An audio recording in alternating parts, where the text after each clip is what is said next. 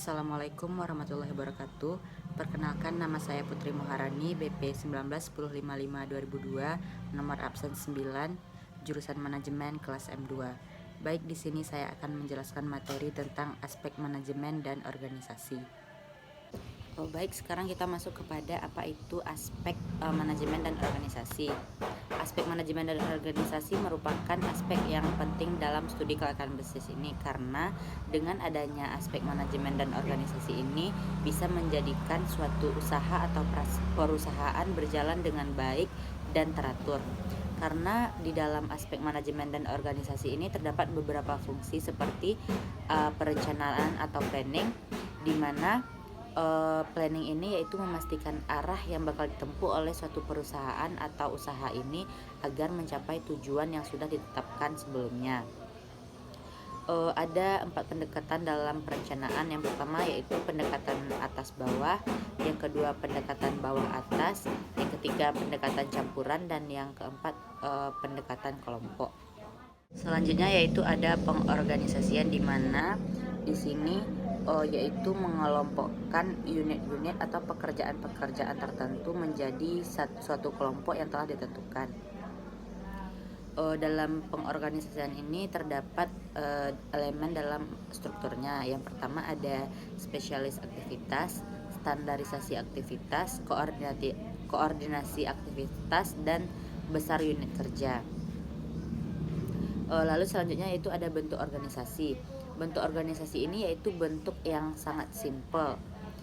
Cirinya yaitu jumlah karyawannya relatif sedikit, organisasinya relatif sedikit, karyawan saling mengenal dan akrab, dan spesialis kerja masih relatif rendah. Yang kedua ada organisasi fungsional, yaitu tiap atasan memiliki wewenang untuk memberikan perintah kepada tiap bawahan. Lalu ada organisasi garis dan staf, di mana organisasinya berbentuk sangat kompleks. Dan yang selanjutnya yaitu ada organisasi gabungan, di mana kebaikan dan kelemahan bentuk organisasi kombinasi antara kombinasi ini hendak mengikuti kebaikan serta kelemahan organisasi yang dibawa. Lalu yang terakhir ada organisasi matrik, di mana seseorang bawahan memiliki lebih dari satu, misalnya 2 orang atasan, sehingga mereka di bawah jalur wewenang 2 orang atasan. Fungsi dari aspek manajemen selanjutnya yaitu ada penggerakan atau actuating. Di sini melaksanakan aktivitas atau pekerjaan dalam organisasi. Dalam melaksanakan organisasi, para pemimpin atau manajer harus menggerakkan bawahannya untuk mengerjakan pekerjaan yang sudah diberi amanah kepada mereka.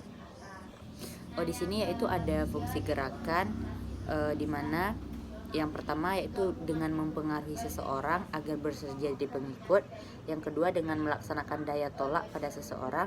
Yang ketiga membuat seseorang ataupun orang-orang suka mengerjakan tugas itu dengan lebih baik. Yang keempat yaitu memelihara dan memupuk kesetiaan pada pimpinan agar bawahan setia. Lalu yang terakhir yaitu menanamkan, di mana di sini kita memelihara serta memupuk rasa tanggung jawab seseorang terhadap tugasnya. Lalu selanjutnya yaitu ada pengawasan atau controlling. Di sini yaitu proses untuk mengukur serta menilai penerapan tugas apakah sudah sesuai dengan rencana atau belum. Di sini ada fungsi pokok pengendalian, di mana yaitu kita menghindari terjadinya penyimpangan atau kesalahan dengan melaksanakan pengendalian secara rutin.